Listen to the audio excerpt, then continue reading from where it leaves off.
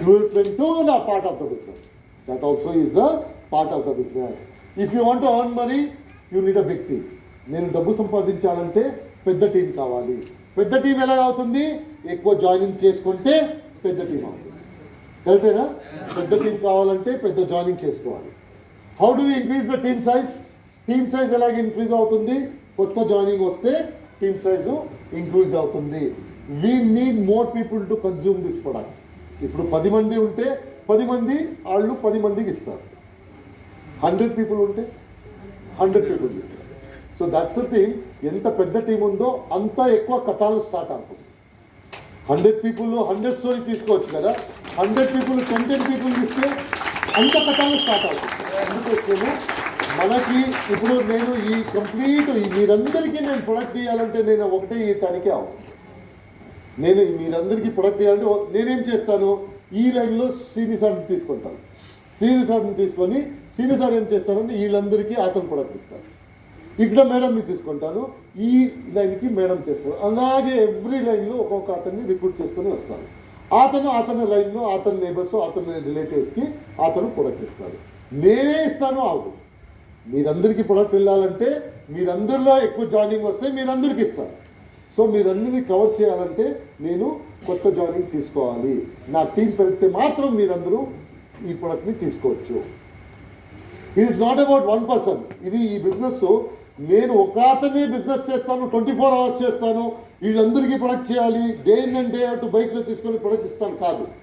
ఈ బిజినెస్ ఏమంటే 200 people 2 hours business చేయాలి. ఒక అతను 24 hours కాదు, 200 పీపుల్ టీం ఉంటే వాళ్ళు 2 hours బిజినెస్ చేస్తే నాది 400 hours బిజినెస్ అవుతుంది పర్ డే.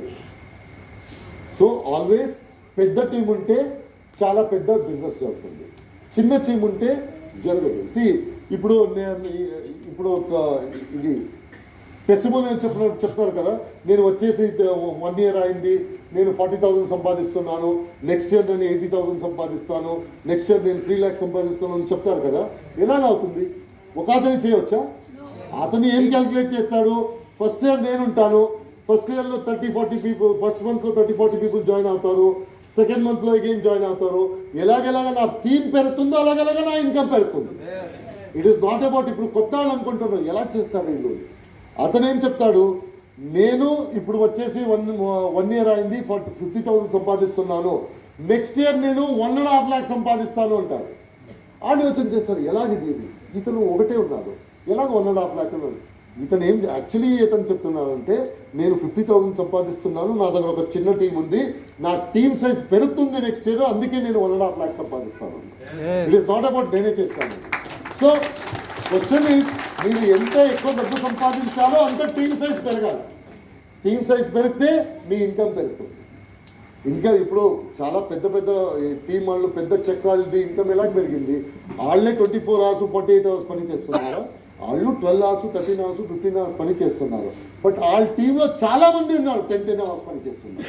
అందుకోసము అందరిది చెక్ పెరుగుతుంది. సో నా రిక్రూట్మెంట్ చేయనప్పుడు మన ప్రాస్పెక్ట్స్ ఎవరు ఇంపార్టెంట్. ఇప్పుడు రిక్రూట్మెంట్ జాయినింగ్ చేయాలి, రిక్రూట్మెంట్ చేయాలని చెప్తున్నాను కదా. ఎవరు ప్రాస్పెక్ట్స్ ఎవరు మనది? ఐడియలీ ప్రాస్పెక్ట్ ఎవరు అంటే ఎవరి గురించి మీకు మంచిగా తెలుసు వాళ్ళు మీ ప్రాస్పెక్ట్. సపోజింగ్లీ నేను పనిచేస్తున్నాను, రవి నా ఆర్గనైజేషన్లో పనిచేస్తున్నాడు, నాది 30,000, రవిది 30,000. మన ఇద్దరితో సేమ్ ప్రాబ్లం ఉంటుంది. మనది బడ్జెట్, ఇంటి కోసం బడ్జెట్ చిన్నగా ఉంటుంది, చిల్డ్రన్ స్కూల్ పెట్టడానికి చిన్నగా ఉంటుంది, మనకి సేవింగ్ ఉండదు, మన ఇద్దరిది సేమ్ ప్రాబ్లం ఉంటుంది. సడన్లీ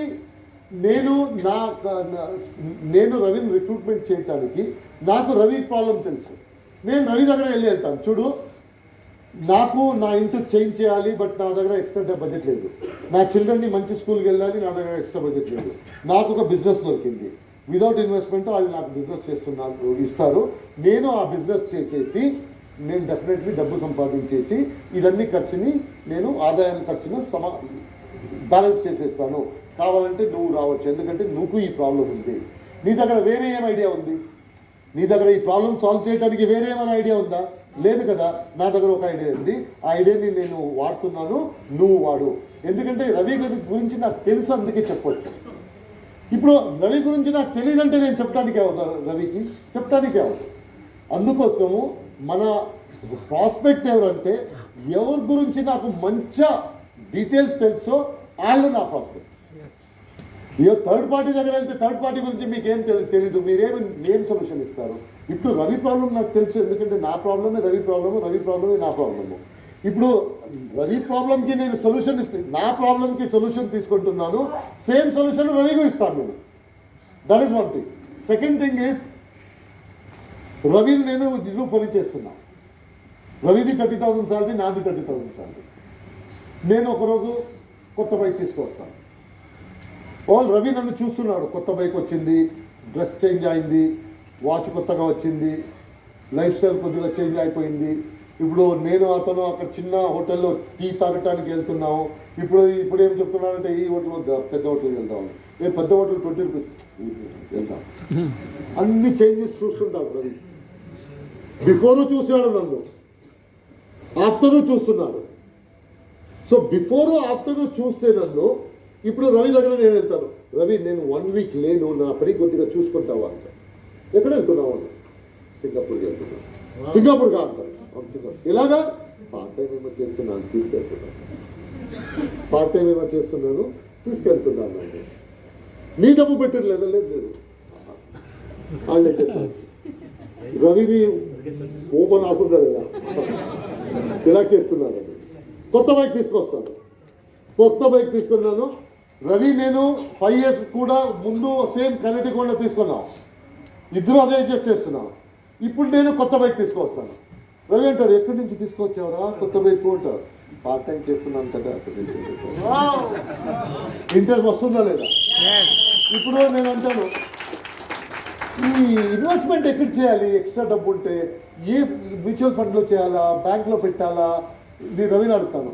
రవి అనుకుంటాడు, ఎక్కడి నుంచి వచ్చింది ఇతని డబ్బు? నాది 30,000, ఇతని 30,000. ఇతను ఎక్స్ట్రా డబ్బు ఉంటాడా?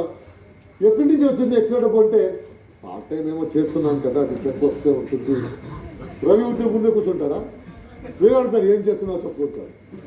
సో రిక్రూట్మెంట్ చాలా క్లోజ్ ఫ్రెండ్స్ దగ్గర, క్లోజ్ రిలేటివ్ దగ్గర అలాగే చేయొచ్చు. మంచి సారీ ఎక్కడ దొరుకుతుంది సిటీలో అని అడిగితే